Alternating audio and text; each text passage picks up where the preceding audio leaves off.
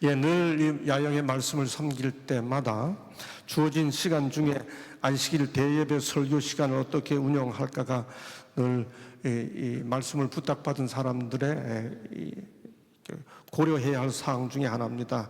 원래 계획은 마라나타와 코이노니아라는 제목으로 말씀을 준비했습니다만 오후 순서와 제목을 바꾸어서 오전 이 시간에는 오후 마치는 시간에 하려고 했던 주제를 이 시간에 다루고, 오늘 이 시간에 다루려고 했던 주제를 오후에 다루려고 합니다.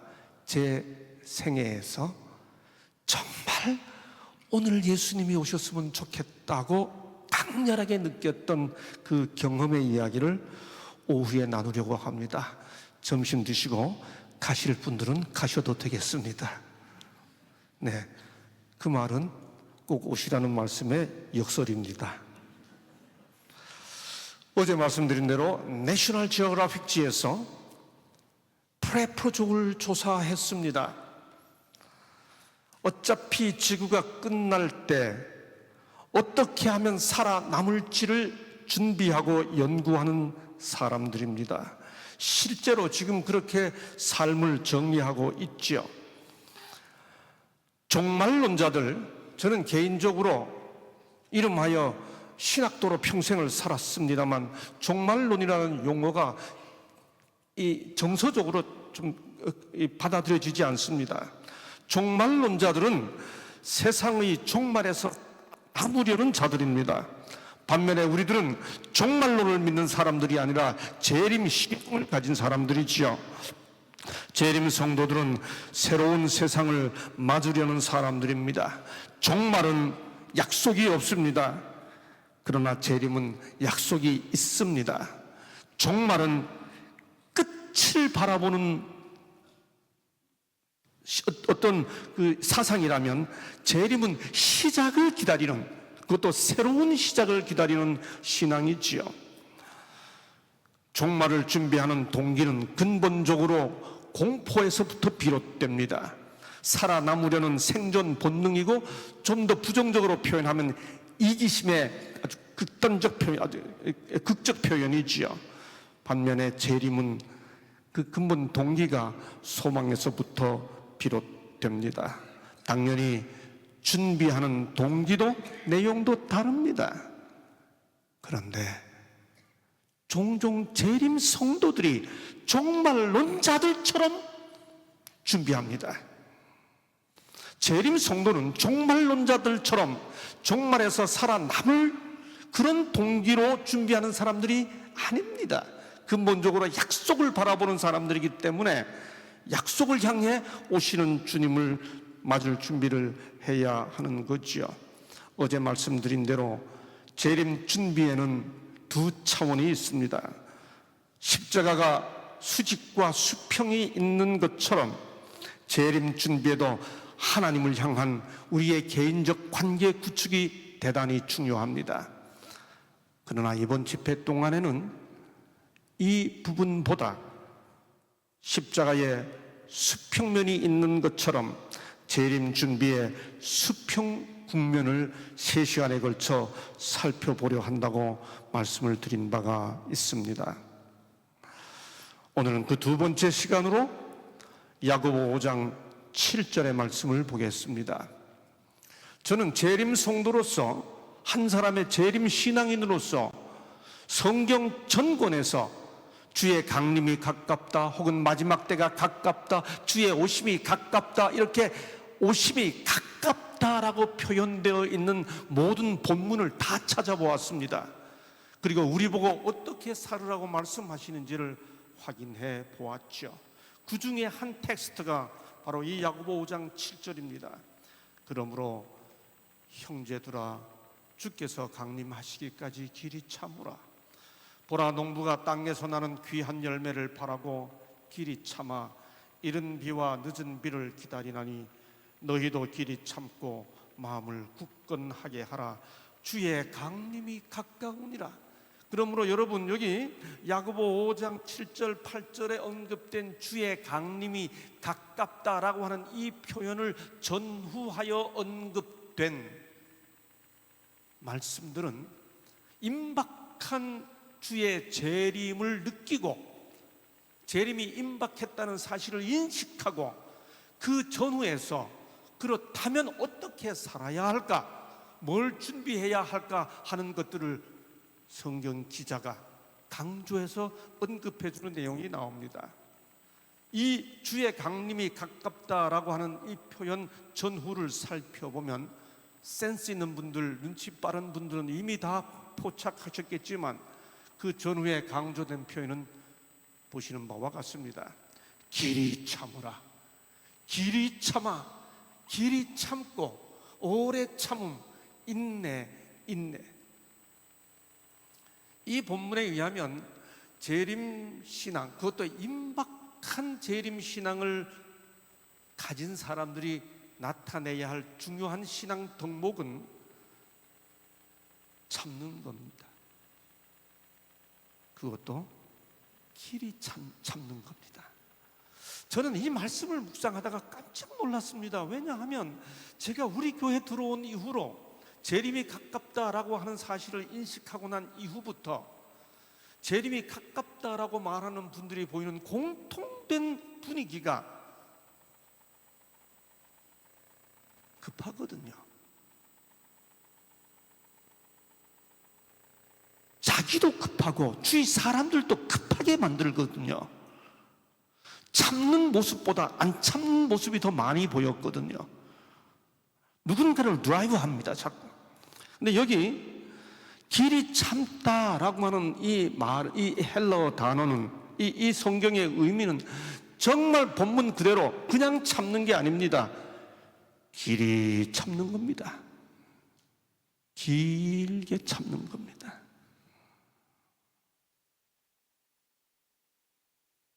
그 앞 전후 문맥을 더 살펴보면 세상 살다가 억울한 게 많을 거야.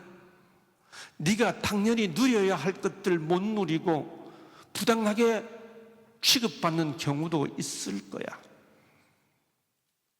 그런데 하나님께서 다 아시거든. 그거 믿고 바로바로 대들지 마.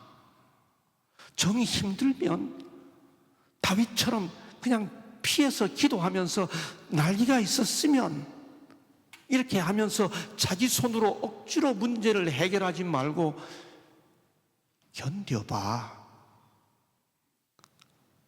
여러분, 농부가 씨를 심은 후에 농작물이 무성한 열매를 맺도록 최선을 다합니다.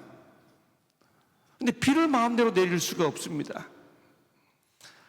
제 고향인 강원도 명주군 왕산면 대길이, 어릴 때는요, 대길이 사람들이 뭐라고 말하면서 고향에 대한 자부심을 느꼈는가 하면 대한민국에서 제일 큰 도가 강원도야, 강원도에서 제일 큰 군이 명주군이야, 명주군에서 제일 큰 면이 왕산면이야, 왕산면에서 제일 큰 리가 대길이야. 그래서 대길이라는 말이 나왔어. 말이 되는지 모르겠습니다. 그 고향에 제 친척 동생들이, 렛자 돌린 동생들이 몇 명 지금도 있습니다. 참 착한데 신앙을 받아들이지는 않습니다. 형님 뭐 선교사 됐다면서요? 그러다 형님 뭐 목사 됐다면서요?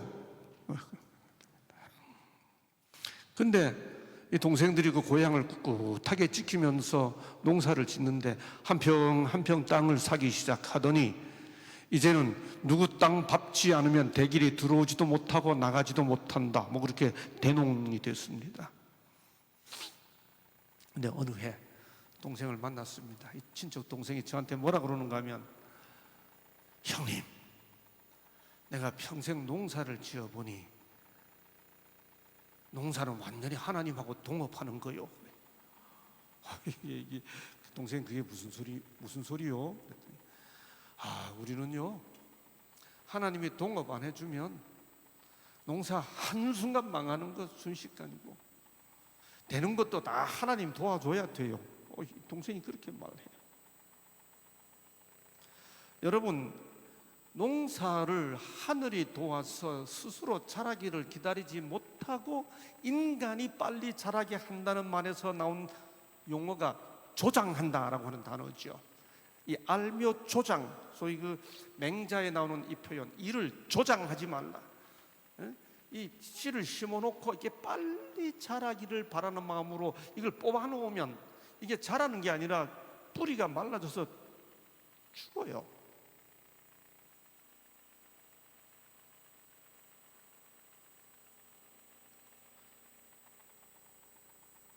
재림이 곧 임박했다는 사실을 믿으면 길이 참아야 돼요. 누구처럼요? 농부처럼요. 뭐 하지 말아야 돼요? 조장하지 말아야 돼요.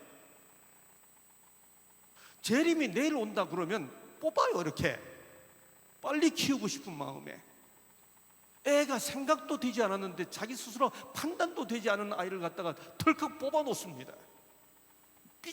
뿌리가 마르지요. 그러면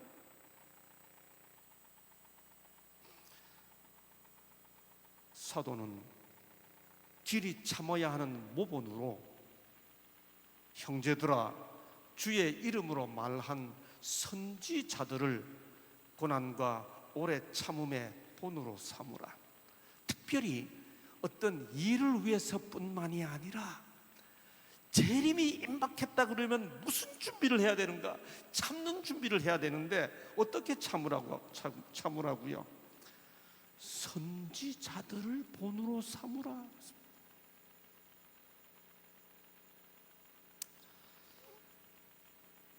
예를 들어 모세지요. 선지자 중에 선지자.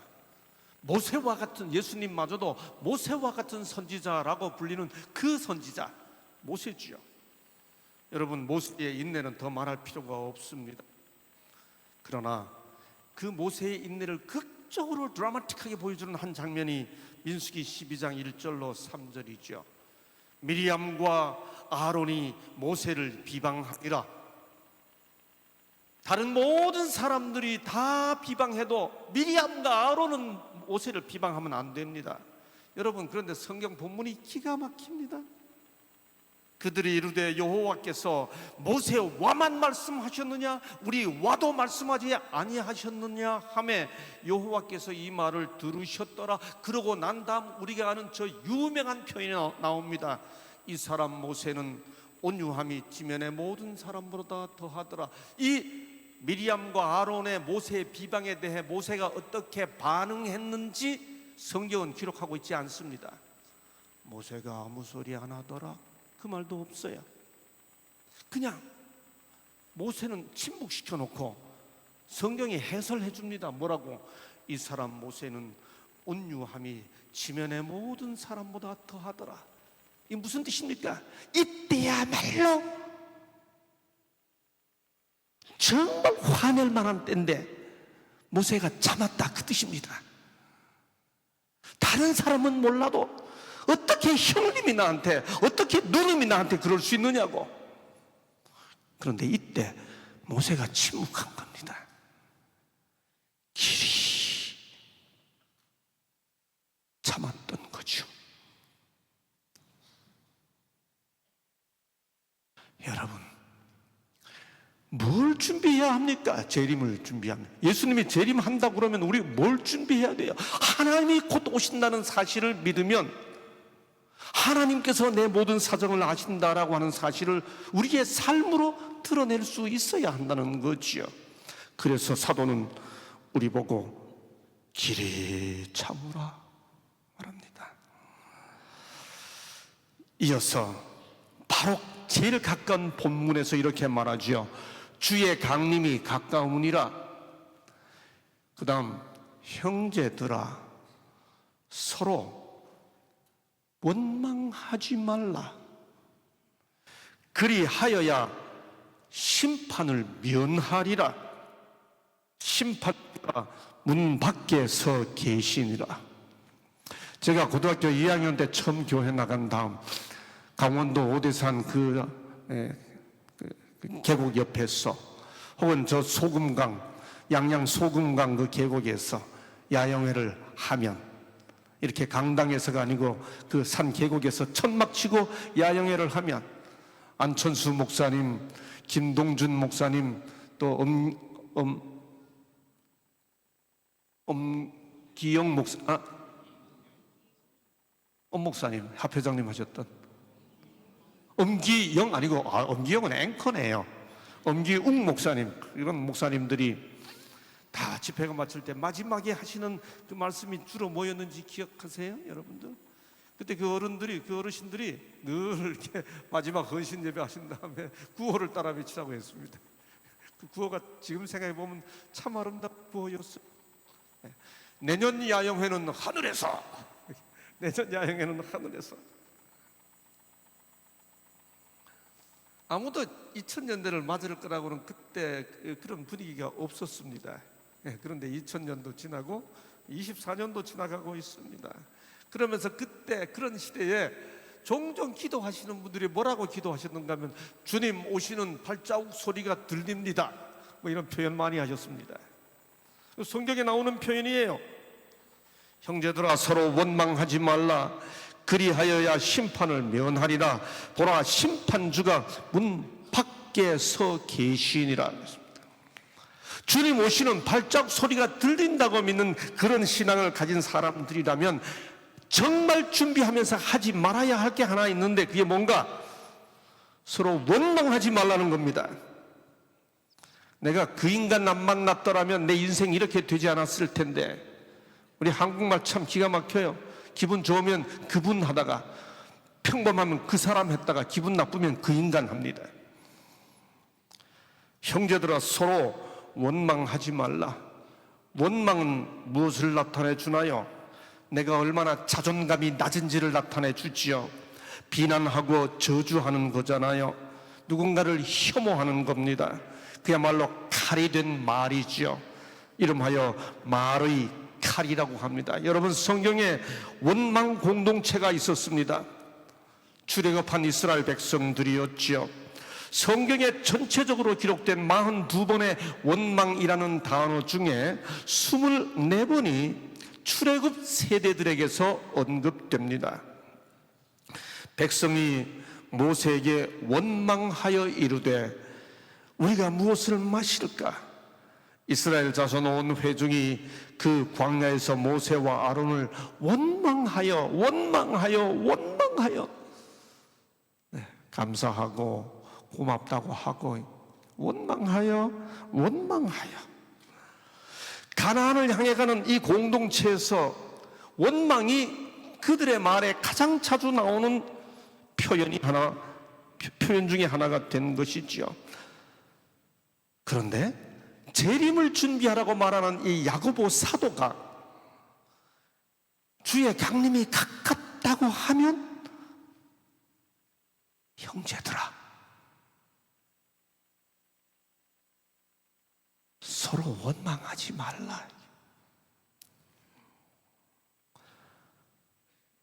여러분, 여기에 서로라는 단어가 나왔습니다.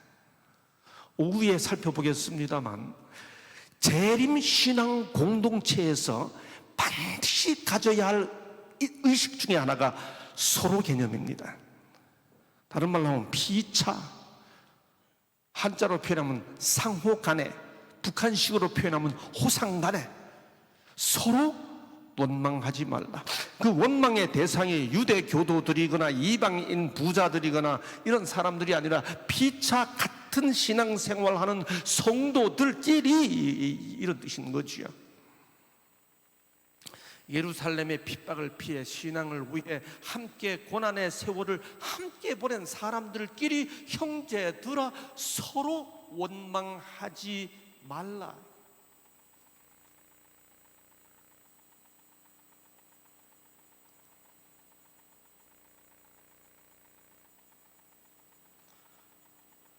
재림 준비한다고 한 마을을 이루어서 이렇게 들어간 분들이 곳곳에 있었죠.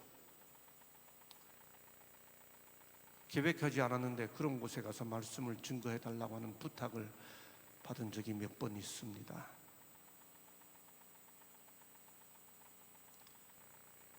가서 그분들이나 저나 서로 피차 얼마나 연약한 존재들인지를 확인하는 데에는 오래 시간이 걸리지 않죠. 2, 3일쯤 지나고 나면 다 연약함을 확인하게 되죠. 제가 그럴 때 조금 예모를 갖추어서 조금은 직설적으로 표현합니다. 왜 여기 와 사세요?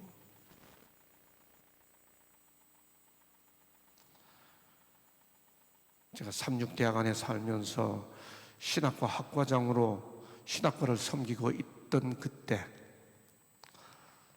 어떤 분이 저를 찾아오셔서 상담을 하고 싶다고 제가 만났습니다. 만났더니 이분이 제게 던졌던 첫 번째 언급을 제가 평생 잊지 못합니다. 목사님은 왜 이 삼육동안에 사세요? 저 질문의 의도를 몰랐습니다. 제가 하나님께서 학생들 가르치라는 사역을 맡겨서 제가 여기 있죠. 이 안에 사시는 분이 왜 그렇게 사세요? 그날 그분이 이곳에 오셔서 많은 실망을 하시고 이렇게 살려면 왜 여기 있어요? 그 말씀하고 싶었던 거죠. 그렇게 살려면 뭐하러 대학에 있어요? 그렇게 살려면 뭐하러 천성에 있어요? 그렇게 사시려면 뭐하러 편례에 있어요? 그렇게 사시려면 뭐하러 갈매에 계세요? 질문을 치환하면 똑같은 말인 거죠. 형제들아, 서로 원망하지 말라. 그렇게 사시려면 뭐하러 로마닌다에 계세요?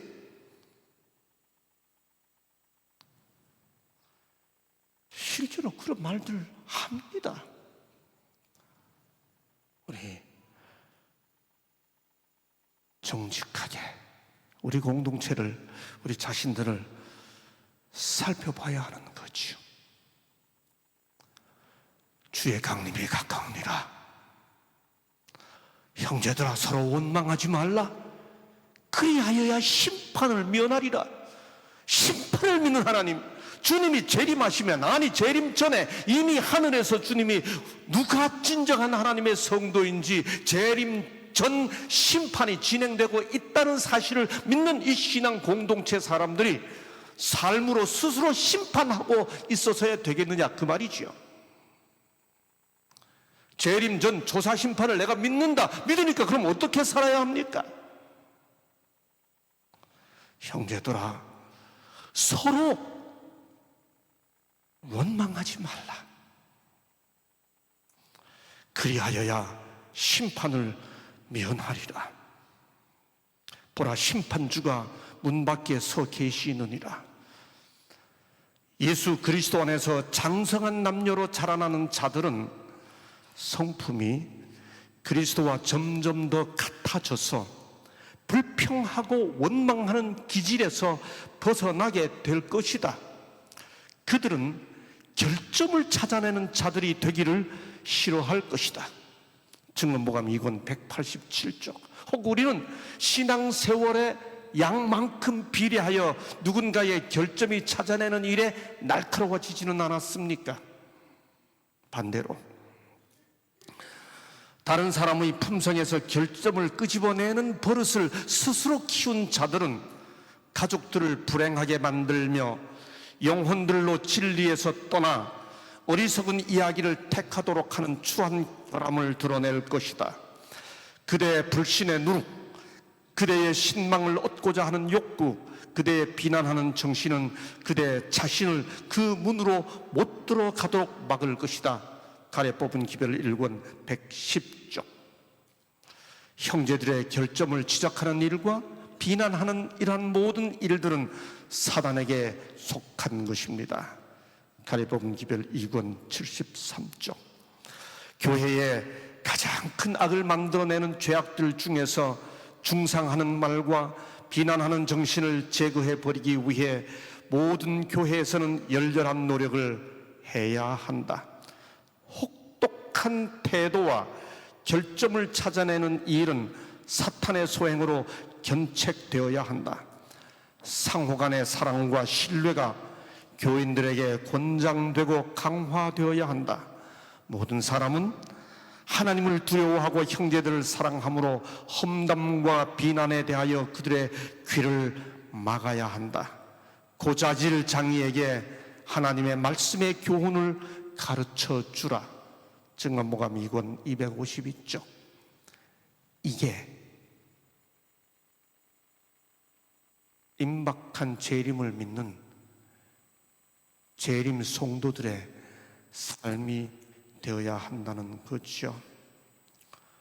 또 다른 사도인 베드로는 다시 임박한 재림을 믿는다면 어떻게 살아야 하는지를 이렇게 말합니다.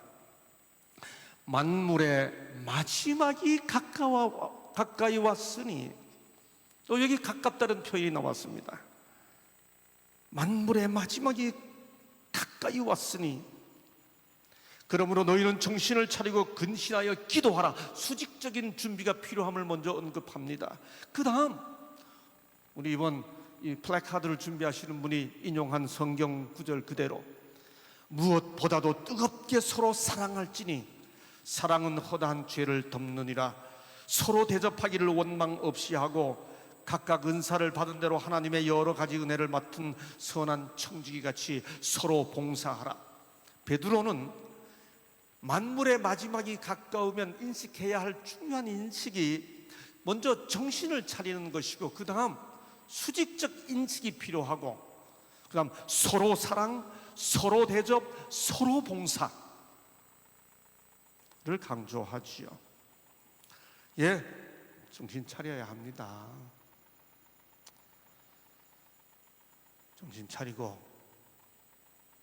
근신해서 기도하라고 말하죠. 정신 차리라는 말은 영적으로 긴장하라는 뜻입니다.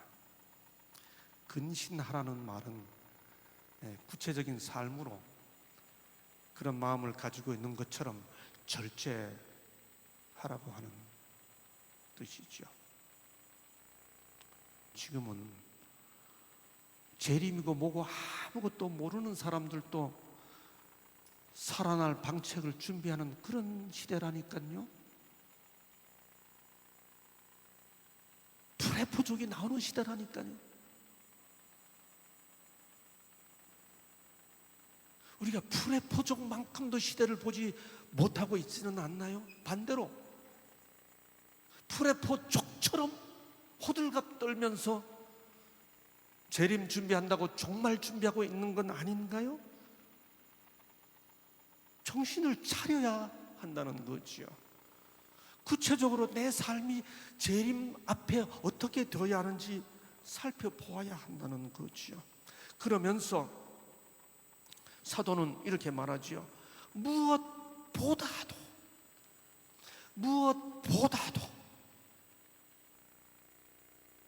만물의 마지막이 가까웠다고 했을 때 정말 인식해야 할 것, 그러면 뭘 어떻게 살아야 되느냐 할 때 가장 강조하고 싶었던 말, 무엇보다도 뜨겁게 서로 사랑하라.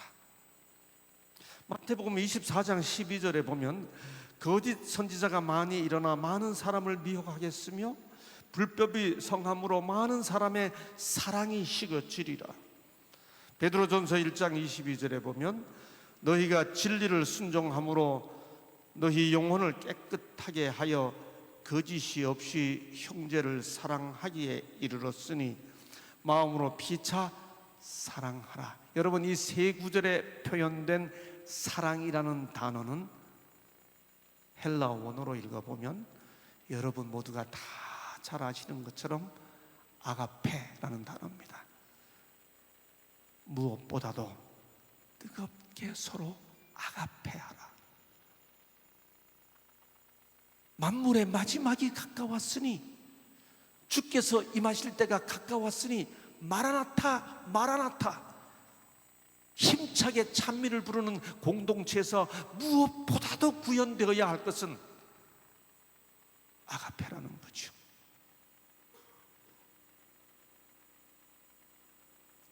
여러분, 이 본문을 보면 처음에는 서로 사랑하라 그랬다가, 그 다음에는 서로 대접하라 그랬다가, 그 다음에는 서로 봉사하라고 말합니다. 성경 문학에서 성경이 기록될 때 어떤 한 가지 사실을 표현하기 위해 이어져서 두 번, 세 번 반복되면 두 번째 나오는 표현이 앞에 나온 표현을 구체화시키고 보충하면서 설명해 주는 겁니다. 예를 들어 노아는 의인이요 당세의 완전한 자라 그가 하나님과 동행하였으며, 이 말은 무슨 뜻인가 하면 노아는 의인이요, 의인이 뭐지? 완전한 거야. 완전한 게 뭐지? 하나님과 동행하는 거야. 이렇게 그 뒤에 나오는 개념이 앞에 나온 개념을 보충하고 설명해 주는 겁니다. 만물의 마지막이 가까웠으면 무엇보다 서로 사랑하라. 사랑이 뭐지? 그 사랑을 구체적으로 설명해 주는 것이 그 다음에 나오는 개념이지요. 서로 대접하라 합니다. 여러분, 여기 대접이라는 개념은 그리스도인들이 살아가야 할 모든 삶의 국면을 다 요약했던 저 유명한 황금률에 언급된 표현이죠. 마태복음 7장 12절 한번 따라해 주시겠어요? 무엇이든지 남에게 대접을 받고자 하는 대로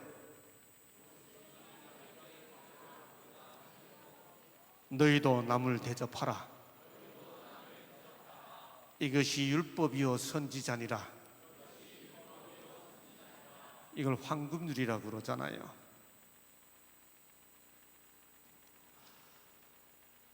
마태복음 25장에 보면 주님의 재림을 성공적으로 맞이한 사람들이 이렇게 말하지요. 의인들이 대답하여 이르되 주여 우리가 어느 때에 주께서 줄이신 것을 보고 음식을 대접하였으며 목마르신 것을 보고 마시게 하였나이까. 대접했다고 말하죠. 우리가 언제 주님을 대접했습니까? 서로 사랑하라. 그걸 구체적으로 설명하면 서로 대접하는 거다. 여러분, 여기 대접이라고 하는 이 단어는 정말 그 원어를 찾아보면 아름다운 단어입니다. 디모데전서 3장 2절에 보면 감독은 신중하며 단정하며 나그네를 대접하며, 디도서 1장 7절 8절에 보면 감독은 제 고집대로 하지 아니하며 급히 분내지 아니하며 오직 나그네를 대접하며, 디모데전서 5장 10절에 보면 과부이면서도 명부에 교회가 도와줘야 할 과부의 명부에 올라갈 자는 60이 덜 되지 아니하고, 이 말은 60이 넘고 한 남편의 아내였던 자로서 선한 행실의 증거가 있어 혹은 자녀를 양육하며 혹은 나그네를 대접하며, 이 나그네 대접하는 덕목이 초대교회의 지도자가 되거나 혹은 교회가 도와줘야 할 중요한 덕목 중에 하나였습니다. 여기 나그네 대접이라는 말이 음식 대접하고 밥 대접하고 물론 그런 의미가 있습니다. 그런데 그 이상의 의미가 있습니다. 여기 대접이라는 말은 그 단어 자체 속에 필록세노스라고 하는 이 필록세노스라고 하는 단어 자체 속에 필로스라는 단어가 들어가 있습니다. 여러분, 필하모니 오케스트라 잘 아시죠?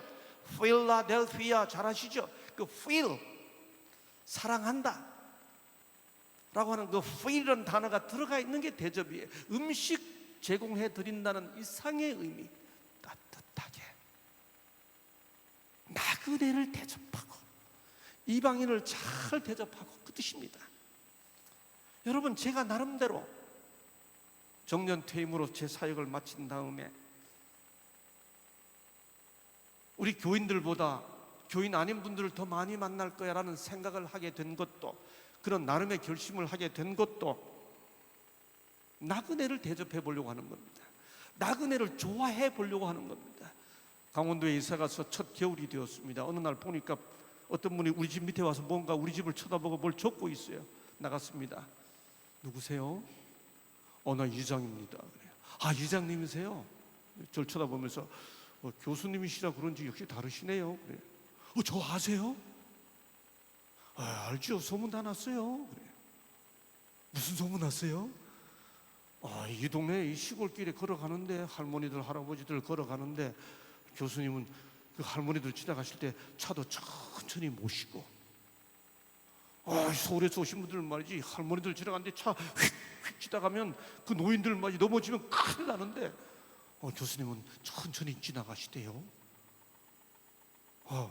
그다음에 우리 집 들어오는데 한 50m가 이렇게 외길이 있습니다. 거기 차가 딱 부딪히면 아무도 서로 양보해 주지 않으면 못 지나다닙니다. 교행이 안 됩니다.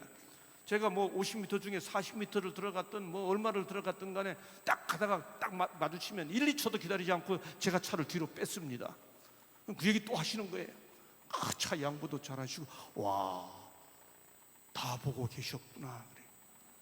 그랬더니 저한테, 교수님, 초청하세요. 그럼 제가 50만 원 지원해 줄게요. 그래, 그런 게 있어요?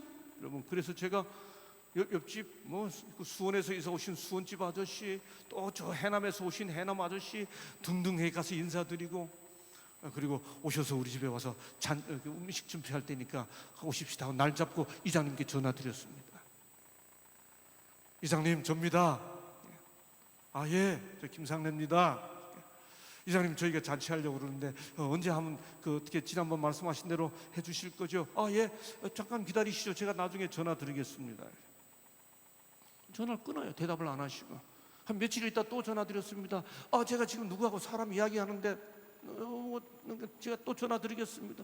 두세 번 전화했는데 말이 바뀌었어요. 나중에 알고 보니까 그 마을은 어떤 교회가 우리 한국 교회 선교 역사를 살펴보면 강릉, 원주, 춘천, 속초 그런 데는 어떤 한 교단의 그 선교사에게 이쪽은 너네 교회다 하고 갈라준 그쪽 지역입니다. 거기 그 큰 교회가 있어요. 그 교회 담임 목사님이 설교하고 광고 시간에 이 동네에 안식교 괴수가 왔으니 만나기 조심하라고. 이장님이 그 교회 장로님이세요. 사귀기 어렵더라고요. 여러분, 그런데 그게 겨울이 됐습니다. 겨울이 와가지고 강원도는 눈이 오면요, 사륜 구동차가 아니면 살지를 못해요. 제가 눈이 올 때마다 빗자루를 쓰니까 빗자루 가지고 감당이 안 돼요. 제가 그래서 우리 삼중대학에서 그 낙엽 치면은 그 낙엽 불어내는 그 송풍기 있죠, 블로어, 그걸 샀습니다. 그래서 눈이 올 때마다 송풍기를 가지고 눈을 다 쳤습니다. 첫날 어느 날 내려다 보니까 눈이 이만큼 쌓였어요. 근데 마침 습설이 아니에요. 날리면 다 날아가요. 제가 눈을 다 치우면서 아랫집, 두집, 세집, 네집까지 다 눈을 치고 있는데 수원집 아주머니가 마당까지 제가 눈을 치고 있는데 나오세요. 나오시더니 갑자기 이분이 뭐라 그러는가 하면 어머 총장님 그래요. 제가 한 번도 교순이 총장님 해본 적이 없습니다. 근데 이분이 갑자기 한 번도 쓰지 않던 총장님 그래요.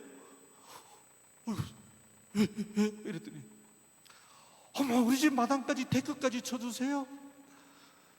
이장 출마하려고 그러세요? 그래. 예? 출마하세요. 이장은요 시장 하다가도 못하는 게 이장이에요. 우리 집 2표 드릴게요. 그래. 여러분, 나그네를 대접하는 게 음식만 불러다가 대접하는 게 아니에요. 동네 분들이 저희 집 보고 우편물이 오면 저 교수 댁 갖다 드리세요. 제가 시골에서 나그네 대접하기 위해 나름 최선을 다하고 있습니다. 아침에 일어나서 지나가는 분들마다 안녕하세요, 좋은 날 되세요 인사합니다. 덕분에 제가 시골 생활하는 게 행복합니다. 여러분, 그런데 교회 증언 7권 107페이지에 보면 이런 말씀이 있습니다.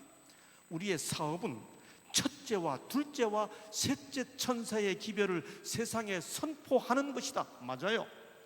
우리 세 천사의 기별을 전해야 돼요. 우리의 의무를 이행하는 과정에서 우리는 우리의 원수들을 멸시하지도 두려워하지도 말아야 한다. 2마디 말씀 기억해야 합니다.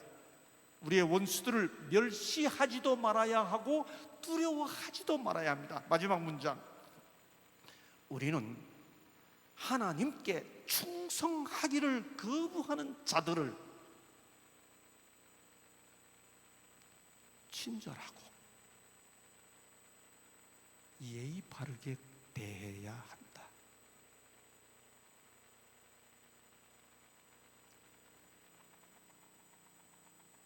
정말 기분 나쁘게 우리를 취급하는 분들을 만날 수 있어요. 어쩌녁에 말씀드린 것처럼 정말 우리를 무례하게 다루었어요. 그때 제가 생각해 보니까 36살 때가 아니고 제가 27살 때입니다. 그 새파랗게 어린 나이 때 제가 퇴교원에 참석해서 여러분 돌아서서 우리 교우님들 화내지 마시기 바랍니다. 지금 생각해봐도 정말 젊다 못해 어린 제가 기특한 생각이 들어요. 우리를 거부하고 반대하고 새천사 기별 안 받아들이는 사람들 바벨로라 그렇게 하지 말라는 말이에요. 그 조직과 제도가 바벨론임을 선명하게 말할 때라도 마지막 순간까지 그 바벨론 안에 이놈들아 나와라 이거 아니고 요한계시록 18장 4절에 내 백성아 my people 내 백성아 바벨론에서 나오라. 그 바벨론 안에 마지막까지 누군가가 하나님의 백성으로 남아 있을 수 있기 때문에 하나님께 충성하기를 거부하는 자들을 친절하고 예의 바르게 대해야 한다. 나그네를 대접하는 것이 재림을 준비하는 것이라는 거지요. 1996년 정말 새파랗게 젊었던 초임 교수 시절 돌아가신 신계현 목사님과 안금영 목사님과 함께 기독교 100주년 기념회관에서 있었던 제7일 안식일 예수재림교 공개 토론회에 교회를 대표해서 우리의 진리가 얼마나 성경에 그쳐했는지를 근거하고 있는지를 설명하고 나름 변증하는 일을 하게 되었던 것은 제게는 커다란 특권이었고 평생 잊어버려지지 않는 추억이었습니다. 그날 주제를 정하면서 사회 보시는 목사님의 안내로 우리 피차 약속한 게 있었습니다. 강사들끼리는 직접 질문하지 않는다. 많은 신사적인 진행을 위해 이런저런 약속을 했었습니다. 그 영상들은 지금도 유튜브에 그대로 다 올라 있죠. 보시는 대로 지금 화면 처리하신 저분이 우리를 다루면서 참 거칠게 표현하셨습니다. 우리를 아무 생각 없이 어미닭을 따라가는 병아리처럼 묘사하면서 꼬꼬댁 하면 그냥 아무 생각 없이 따라다닌다고 이렇게 비아냥거렸습니다. 제가 뒤에 앉아서 듣는데 정말 참기 힘들었습니다. 그런데 이분이 우리를 비난하면서 결정적인 실수를 반복했습니다. 그게 뭔가 하면 2300주야 문제를 다루면서 이분이 페르시아 왕 바사 왕 아닥사스다를 계속 뭐라고 표현하는가 하면 아다닥스다라고 표현합니다. 아다닥스다 왕이 그렇게 합니다. 제가 뒤에 앉아서 그걸 들으면서 왕 이름도 제대로 몰라서 그분의 발표가 끝나고 제 순서가 되었을 때 제가 강력한 시험을 받았습니다. 박사님, 우리를 비판하시기 전에 성경 인명부터 정확히 아시기 바랍니다. 아닥사스다도 몰라? 아다닥스답니까? 이렇게 하고 싶은 욕망이 막 일어나는데 제가 계속 기도했습니다. 또 참게 해주십시오, 주님. 하고 제 순서가 딱 나왔을 때 박사님, 우리 재림교회에 깊은 관심을 보여주셔서 감사합니다. 시카고에서 목회하셨다는데 저도 잠시 시카고에 살았습니다. 여러 가지 인연이 겹쳤는데 오늘 우리에게 깊은 관심을 보여주셔서 감사합니다 하고 제 발표를 마쳤습니다. 그날 오후부터 제 사무실로 전화가 오기 시작했습니다. 그 다음 날에도 전화가 빗발쳤습니다. 벌써 그 시절 이렇게 테이프로 보던 그 영상을 많은 분들이 보시고 목사님 수고하셨습니다, 교수님 감사합니다, 그런 전화가 왔습니다. 그 다음날 오후에 또 전화가 와서 김상래입니다 하고 받았는데 어떤 분이 대구에서 전화를 했습니다. 김상래 교수님이십니까? 네, 김상래입니다. 여기는 대구입니다. 어떻게 전화하셨습니까? 내가 막 어제 그 토론회 그거 다 보고 내 기분 좋아 전화했습니다. 어느 교회 나가십니까? 나는 교인이 아닙니다. 교인도 아니신데 어떻게 그걸 다 보셨나요? 사연인즉 이분이 고위 공무원이신데 그분의 부인께서 몇 개월 전에 다른 교회를 다니시다가 우리 교회로 소위 개혁을 하신 겁니다. 그랬더니 주변 분들이 이분에게 굉장한 스트레스를 줬습니다. 너네 집 곧 가정도 망가지고 그 다음에 애들 교육도 다 망가뜨린다. 굉장히 스트레스를 받았는데 우리 집사람이 어제 거기 올라가서 그거 보고 벌써 테이프 사가지고 와서 나보고 보라 그래서 봤습니다. 선생님 그거 어렵지 않으셨어요? 나 무슨 말인지 하나도 모르겠습니다. 무슨 말인지. 근데 왜 전화했을까요? 무슨 소리인지 모를 수밖에 교회 안 다니시는 분이니까. 이분이 그 전화 끝에 하시는 말씀, 내가 이렇게 우리 집사람 때문에 스트레스를 많이 받았는데 막 토론하는 모양새를 보니 와, 이 안식교 목사님들이 너무나 신사적이라 내 기분이 좋아가지고 총장실까지는 전화를 내 못하겠고 제일 젊은 우리 김 교수님한테 전화를 했다는 거예요. 제가 그 이야기를 듣고 전화를 끊은 다음에 얼마나 한숨을 쉬었는지 모릅니다. 내가 만약 그때 닥스다가 뭡니까? 내가 만약 그랬더라면 어차피 이분은 무슨 말인지 못 알아듣는데 그냥 이쪽이나 저쪽이나 다 똑같다 그랬을 거 아닙니까? 내가 그때 참고 대접을 해드렸어요. 박사님, 우리에게 깊은 관심을 보여주셔서 감사합니다. 제가 표현할 수 있는 최고의 존경과 그 다음에 친절을 담아서 정성껏 예의를 표하기 위해 최선을 다했습니다. 여러분, 이제 30년 세월이 지난 그 다음 이야기를 공개하겠습니다. 그날 다음 날 오후에 이분이 우리 캠퍼스를 찾아왔었습니다.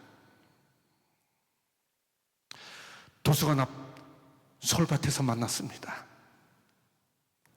그리고 이분이 저한테 교수님, 내가 이제 성경을 제대로 공부할 수 있도록 관련된 자료를 좀 다 주실 수 있으시겠습니까? 제가 도서관에 가서 자료 다 모아가지고 복사하고 가서 다 드렸습니다. 제가 정성껏 음식 대접도 해드렸습니다. 이분이 그렇게 자료를 가득 담고 가시더니 교수님, 제가 또 하나 부탁이 있습니다. 예, 박사님, 나에게 손자놈이 하나 있습니다. 하나밖에 없는 손자인데 이놈을 삼육 교육을 시키고 싶습니다. 그러세요? 어떻게 도와드릴까요? 우리 손자가 여기 고등학교, 한국 삼육고등학교에 들어갈 수 있도록 좀 도와주십시오. 여러분, 이분의 손자가 한삼을 졸업했습니다. 만약 그때 제가 박사님, 아다 사스다도 몰라, 아다 닥스답니까? 했었더라면 그런 일이 생겼겠습니까? 나그네를 대접하라. 저는 우리 교회 인상이 세상 사람들이 우리를 볼 때 딱 부러진 까다로운 공동체가 아니라 참 자기들이 대접받고 싶은 대로 누군가를 대접하는 사람들, 그게 우리 인상이 되었으면 좋겠습니다. 그게